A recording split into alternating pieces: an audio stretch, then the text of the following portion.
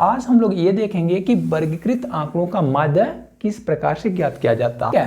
तो एक वर्गीकृत आंकड़ों का माध्य ज्ञात करने का तरीका तो आसान है, ठीक है, लेकिन एक वर्गीकृत आंकड़ों का माध्य ज्ञात करने का जो तरीका है वो उससे थोड़ा हटकर है और थोड़ा सा डिफिकल्ट है।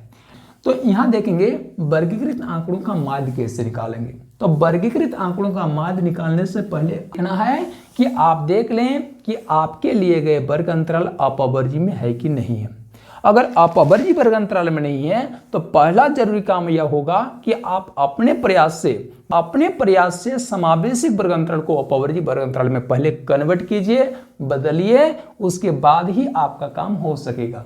चाहे वर्गीकृत आंकड़ों का माध्य निकालने का काम हो, वर्गीकृत आंकड़ों का बहुलक निकालने का काम हो, वर्गीकृत आंकड़ों का माध्यक निकालने का काम हो, तो सबसे पहला जरूरी चीज होगा कि आपके पास एक अपवर्जी या फिर सतत या क्लास होना अनिवार्य है।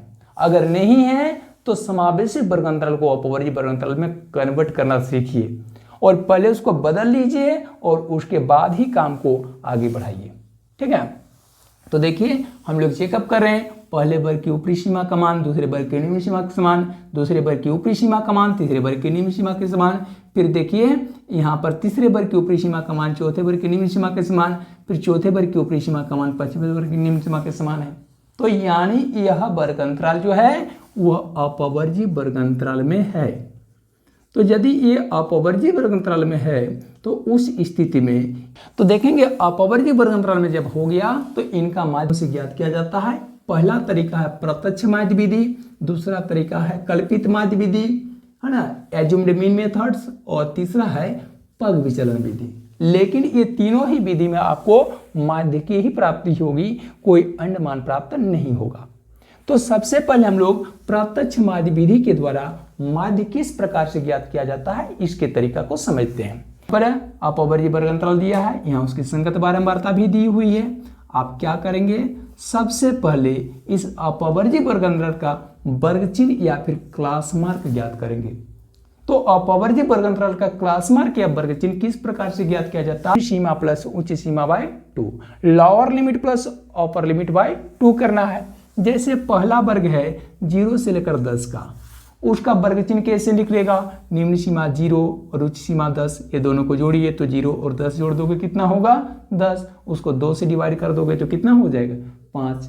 यहाँ पे हालांकि ये चीज करने की आवश्यकता नहीं होगी, आप फ्रेश कॉपी में लिख सकते हो, डायरेक्टली 5 लिख सकते हो, ठीक है। सेकंड वर्ग की देखिए यहाँ पर क्या हो जाएगी वर्ग चिन्ह, तो इसकी निम्न सीमा 10 और उच्च सीमा 20, इनको आपस में जोड़ोगे और उसको 2 से डिवाइड कर दोगे तो कितना हो जाएगा 30/2 कर दोगे तो 15 हो जाएगा। अब इस प्रकार से हम लोग को प्रत्येक वर्ग का वर्ग चिन्ह प्राप्त हो गया। ये वर्ग चिन्ह की राशि क्या व्यक्त कर रही है, याद रखिएगा, वर्ग चिन्ह किसी भी वर्ग अंतराल का जो वर्ग चिन्ह होता है संबंधित वर्ग के प्रतिनिध्यात्मक मान होते हैं। प्रतिनिध्यात्मक मान माने वो संबंधित वर्ग का प्रतिनिधित्व करते हैं। जैसे संख्या 5 की जो राशि है वो क्या बयान कर रही है, संख्या 5 की राशि बता रही है कि संख्या 5 वह राशि है जो वर्ग 0 और 10 के ठीक बीचों बीच में स्थित है। वर्ग 0 और 10 के ठीक बीचों बीच की राशि कौन सी है 5 है, और उसको हम लोग x से निरूपित करते हैं, ठीक है, समझ पाए। अब हम लोग क्या करेंगे, जब हम लोग प्रत्यक्ष माध्य विधि में चलेंगे तो उसका सिंपल फार्मूला ये है, इनको किसी भी वर्ग के वर्ग चिन्ह को दिए गए वर्ग की बारंबारता से गुणा करना है और उसको हम लोग कहते क्या है f इंटू एक्स कहते हैं, f इंटू एक्स कर देंगे। यानी आप वर्ग चिन्ह के साथ संगत वर्ग की बारंबारता गुणा करें या बारंबारता के साथ संगत वर्ग का वर्ग चिन्ह गुणा करें, f इंटू एक्स करें या x इंटू एफ करें, आपको गुणनफल के रूप में एक समान राशि प्राप्त होगी। जैसे पहला वर्ग का fx क्या होगा, तो पहला वर्ग है 0 10, तो उसकी बारंबारता है कितनी 2, और पहला वर्ग का वर्ग चिन्ह कितना निकाले हो 5, तो इनको आपस में गुणा कर दोगे तो 2 गुना 5 कितना होगा 10, तो fx की राशि 10 हो जाएगी। अब देखो दूसरे वर्ग का क्या होगा fx, तो दूसरे वर्ग की बारंबारता कितनी है 4, और दूसरे वर्ग की वर्ग चिन्ह कितना है 15, ये आपस में गुणा होगी तो 4 गुना 15 कितना हो जाएगा 60 हो जाएगा।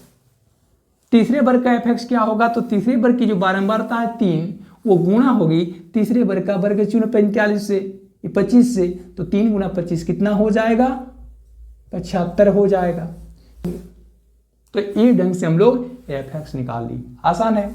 अब क्या करना है, इस fx को आपस में जोड़ना है, उसको बोलेंगे सिग्मा fx। सिग्मा का मतलब क्या होता है, सिग्मा का मतलब कुल योग होता है।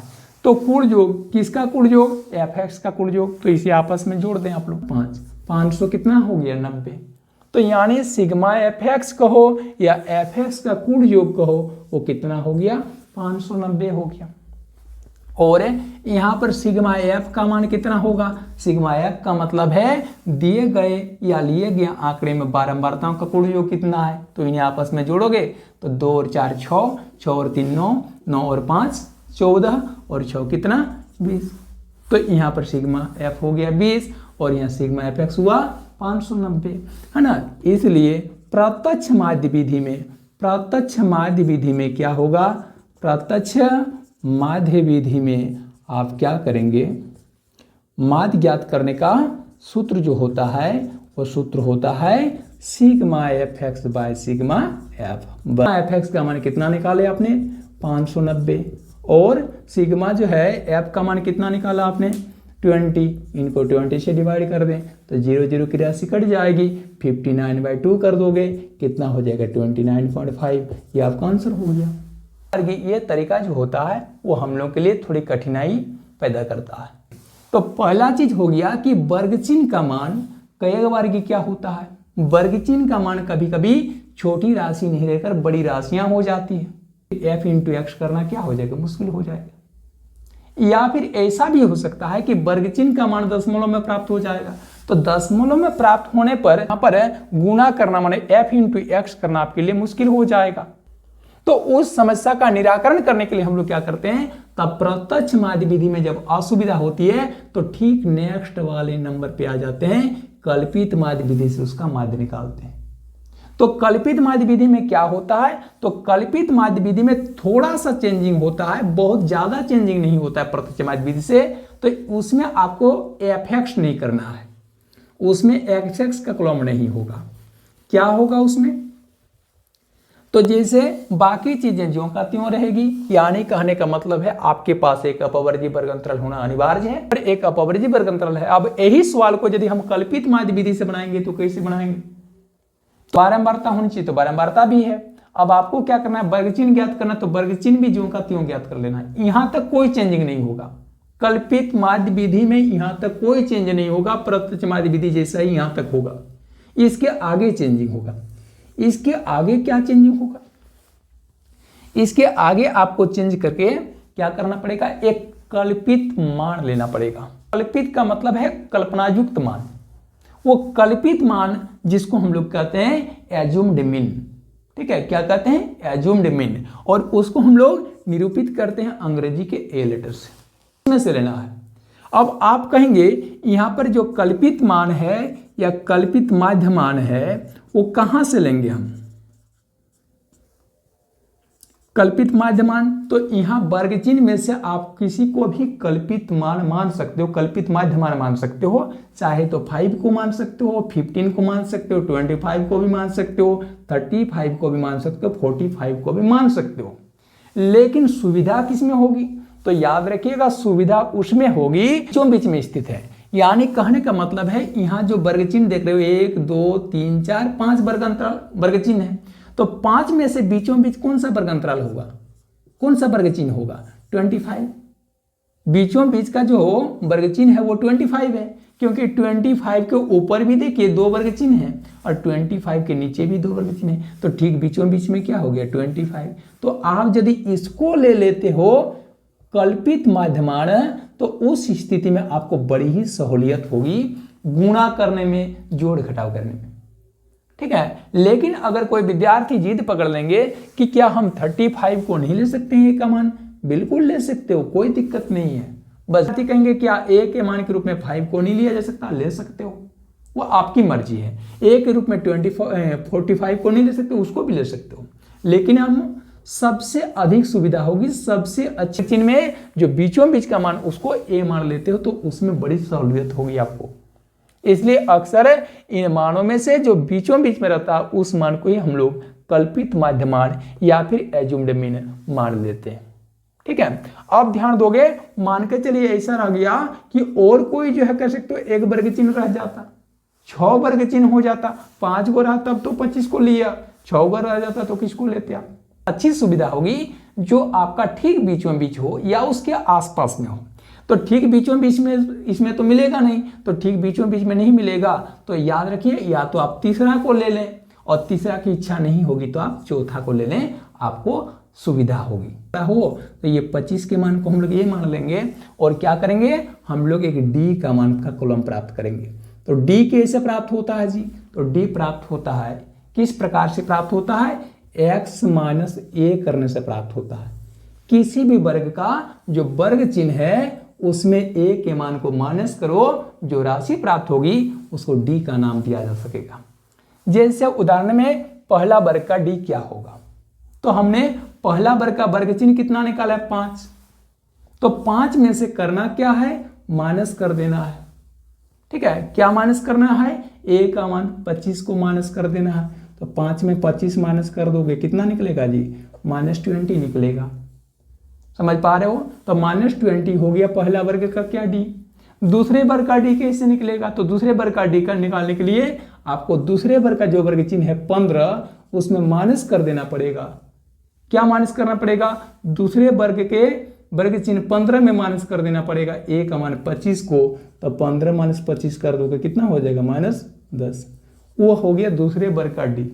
तीसरे वर्ग का डी कैसे निकलेगा, तो तीसरे वर्ग का डी निकलेगा तीसरे वर्ग का जो वर्ग चिन्ह है 25 उसमें माइनस कर दो, माना गया एज्यूम्ड मीन का मान 25, तो 25 में 25 ही माइनस हो जाएगा तो 0 बच जाएगा।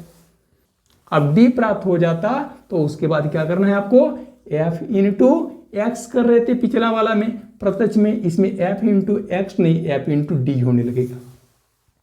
ठीक है, तो f देखिए जो x से गुना हो रही थी, अब f किससे गुना होगा, d से। तो f का मान फर्स्ट वर्ग का कितना है जी 2, और d का मान कितना है जी, d का मान है -20, तो 2 गुना -20 कितना हो जाएगा, प्लस इंटू माइनस माइनस 2 गुना 20 तो कितना 40।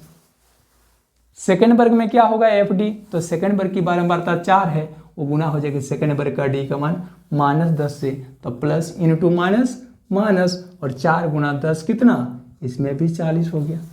एफ डी प्राप्त हो गया। अब उसमें पिछले बार में एफ एक्स कर रहे थे, अब इसमें सिग्मा एफ डी करेंगे। इनको जोड़िए आपस में, तो पहले इन राशियों को जोड़ लीजिए 120 और 50, 170 और 0 कितना हुआ 170, और 170 में जोड़ दीजिए, माइनस की राशि माइनस से जुड़ेगी तो -40 और -40 तो -80, तो उनको जोड़ोगे तो कितना आ जाएगा जो फल 170 प्लस माइनस -80 तो कितना हो जाएगा 90 हो जाएगा। तो यहाँ पर सिग्मा एफ डी हो गया 90, और सिग्मा एफ, ये सिग्मा एफ की जरूरत पड़ेगी, तो सिग्मा एफ तो हम लोग के पास है ये है 20। ठीक है, अब क्या करना है, इसलिए कल्पित माध्य विधि में हो जाएगा माध्य बराबर फार्मूला हो जाएगा a plus sigma F D by sigma F. ध्यान दोगे a को प्लस क्यों किया गया, a को प्लस करने के पीछे का रीजन ये था कि प्रत्येक वर्ग का वर्ग चिन्ह यानी x में देखिए हमने a घटाया था, प्रत्येक वर्ग के x में a घटा दिए थे तो x का मान डाउन हो गया था, कम हो गया था ना। तो आप किसी आंकड़े के मान को ना तो कम कर सकते हैं ना तो बढ़ा सकते हो। ठीक है, तो उसको कंट्रोल करना है, तो जो मान घटा दिए था आप उतना मान प्रत्येक आंकड़े में जोड़ना पड़ेगा। तो उस स्थिति में क्या कर देंगे, a का मान रख दीजिए, तो a का मान कितना रखे थे आप 25, तो 25 प्लस सिग्मा एफ डी का मान कितना निकाले 90, और सिग्मा एफ का मान 20 है ये। इनको हल कीजिए आप, तो 25 के नीचे 1 दे दोगे और सॉल्व करने पर क्या प्राप्त होगा, देखिए 1 और 20 का एलसीएम 20 होगा। अब 1 से डिवाइड कीजिए 20 को तो कितना होगा 20, और 20 इंटू 25 कर दोगे तो कितना होगा 500 माने 500। अब प्लस 20 से 20 की राशि भागा लगाओ, ये डिवाइड करो तो 1 और 1 गुना 90 कर दोगे 90, तो कितना होगा 590 बटा 20, इसमें 0 0 कर दोगे कितना होगा 59/2, तो इसमें हो जाएगा 29.5। इसमें भी देखिए ठीक पिछले ही आपका जो है मान के समान यानी प्रत्यक्ष माध्य विधि में जितना आपको माध्य प्राप्त हुआ था 29.5, इस विधि में भी आपको माध्य मान 29.5 ही प्राप्त हो गया। समझ पाए? तो केवल विधियां अलग है, बाकी दोनों में ही माध्य का मान एक ही समान निकल रहा। ठीक है। अब रही बात, अगर इसको पग विचलन विधि में बनाएंगे तो कैसे बनाएंगे? तो पग विचलन विधि में बनाते समय आपको fx नहीं करना है और fd नहीं करना है। अपवर्ज्य वर्ग अंतराल की आवश्यकता पड़ेगी, अगर है तो अच्छी बात है, और अगर नहीं है तो पहले आप लोग उसे अपवर्ज्य वर्ग अंतराल में प्राप्त कर लेंगे, और उसके बाद बारंबारता तो दिया हुआ रहेगा, वर्ग चिन्ह भी निकालना है ज्यों का त्यों। समझ पा रहे हो? और उसमें d भी निकालना है, आपको u निकालना है। तो u कैसे निकलेगा जी? तो u निकालने के लिए आपको करना पड़ेगा d/h करना होगा। क्या करना होगा? d/h करना पड़ेगा। तो यहां पर d तो समझ में आ रही, d कहां से मिलेगा, लेकिन h कहां से आ जाएगा? h के लिए आपको क्या करना होगा? जो d का मान है -20, -10, 0 या 10 या 20, समझ पा रहे हो? तो उसमें से आप इनके मान में प्लस माइनस सब कुछ भूल जाइए। सबसे पहले ये देखिए, -20 को बोलिएगा आप लोग, यह समझिएगा 20 है, -10 को समझिएगा 10 है, 0 को तो 0, 10 का 10 और 20 को 20। तो यानी 20, 10, 0, 10 और 20 ये है। इसमें करना क्या है कि यहां जो d का मान आपको प्राप्त हुआ है, तो उसमें आपको वह बड़ी से बड़ी राशि ज्ञात करनी है, पता करनी है, जिनसे ये सारे के सारे d का मान पूरी विभाजित हो जाए। तो इसके लिए आपका एक सहज तरीका है कि दिए गए संख्याओं का आप मौसा निकाल लें, महत्तम समापवर्तक निकाल लें, या एचसीएफ या हाईएस्ट कॉमन फैक्टर निकाल लें। तो यदि आप लोग 20, 10, 0, 10 और 20 का एचसीएफ निकालेंगे तो देखोगे वो कितनी प्राप्त होती है? 10 प्राप्त होती है। पर कितना निकल रहा है एचसीएफ? 10, इसलिए एच का मान 10 होगा। अब क्या करना है? डी की राशि को एच से डिवाइड करिए, तो डी की राशि है -20, -20 को अगर एच से डिवाइड कीजिएगा, मैंने 10 से डिवाइड कीजिएगा तो कितना प्राप्त होगा? -2 प्राप्त होगा। सेकंड वर्ग में u का मान कैसे प्राप्त होगा? तो सेकंड वर्ग में u का मान प्राप्त करने के लिए आपको जो d का मान है सेकंड वर्ग का -10, उसको डिवाइड कर देना पड़ेगा कितने से? h की राशि 10 से। तो 0 0 की राशि कट जाएगी, -1 प्राप्त हो जाएगी। अब इसको कर लेने के बाद यहाँ पर थोड़ा सा और एक कलम की जरूरत होगी। मेरे पास आसपास नहीं है, माफ कीजिएगा, हम वो स्पेस यहाँ बना रहे हैं। यदि जगह होता तो हम यहीं पर और एक कलम बनाते, और वो कलम होता किसका? एफ यू का। प्रत्यक्ष माध्य विधि में एफ एक्स का कलम बना रहे थे, और कल्पित माध्य विधि में एफ डी का बना रहे थे। इसमें एगो कलम बनाना, लास्ट वाला कलम एफ यू का। एफ इंटू यू, एफ का मतलब संगत वर्ग की बारंबारता, और यू का मतलब यहाँ तो निकाल रहे हो ना यू का मान, उनको आपस में गुणा करना। तो चलिए पहला वर्ग के लिए देखते हैं। पहला वर्ग के लिए एफ यू का मान कितना होगा? तो पहला वर्ग के लिए f का मान कितना है? 2, और u का मान कितना है? -2। तो यहाँ पर 2 गुना -2 कर दो, तो प्लस इंटू माइनस, और 2 गुना 2 कितना? 4। ये कॉलम हमको यहाँ लिखना चाहिए था, याद रखिएगा। जगह की कमी होने की वजह से हम उसे नीचे लिख रहे हैं, आप लोग साइड में लिख सकते हो, ठीक है। अब सेकंड वर्ग का जो f का मान कितना है? 4, उसको गुना करना है सेकंड वर्ग का जो है किससे? u का मान -1 से। तो प्लस इंटू माइनस और 4 इंटू 1 4। सेकेंड वर्ग का भी एफ यू हो गया -4। थर्ड वर्ग का एफ यू के लिए क्या करना पड़ेगा? थर्ड वर्ग का जो आपका मान है 3, उसको थर्ड वर्ग के यू से गुना करेंगे, तो 3 इंटू 0 कर दोगे, कितना हो जाएगा? 0। अब चौथे वर्ग के लिए एफ का मान 5 है, उसको गुना कर देंगे चौथे वर्ग के जो है यू का मान 1 से, तो क्या हो जाएगा? 5 इंटू 1 5। अब पांचवें वर्ग का जो एफ का मान है 6, वो गुना होगी कितने से? पांचवें वर्ग का यू का मान 2 से, तो 6 इंटू 2 कितना हो जाएगा? 20। और हम लोग एफ यू निकालेंगे, तो एफ यू कितना हो जाएगा? आप जोड़ दें तो 12 और 5 17 और 0 17। अब 17 की राशि में जुड़ जाएगा, ये माइनस की राशि जुड़ेगी एक साथ, तो -4 और -4 -8 होगा। दोनों को जोड़ दोगे कितना हो जाएगा? 17, और प्लस -8 कितना? 9। सिग्मा एफ यू आ गया 9। इसलिए पग विचलन विधि में देखिए क्या करना है, पग विचलन विधि में, पग विचलन विधि में माध्य बराबर निकालना है formula A plus sigma F you by sigma F का होल इनटू एच।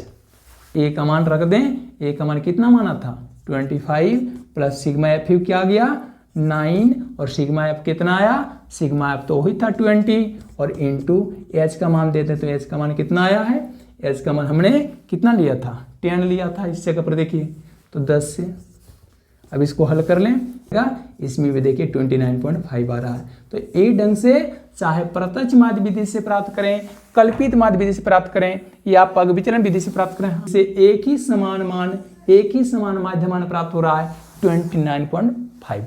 ठीक है, तो अपनी जो है असुविधा से बचने के लिए हम लोग क्या करते हैं, ये अलग अलग मेथड का यूज करते हैं। लेकिन याद रखिएगा कभी कभी ये तीनों ही विधि से प्राप्त मान में थोड़ा बहुत अंतर आ सकता है, दशमलव के बाद की राशि में थोड़ा बहुत अंतर आ सकता है। तो प्रत्यक्ष माध्य विधि में सबसे प्योर मान प्राप्त होता है। उम्मीद करते हैं आप लोग जो है माध्य ज्ञात करने का या वर्गीकृत माध्य ज्ञात करने के ये तीनों ही मेथड समझ गए होंगे, सीख गए।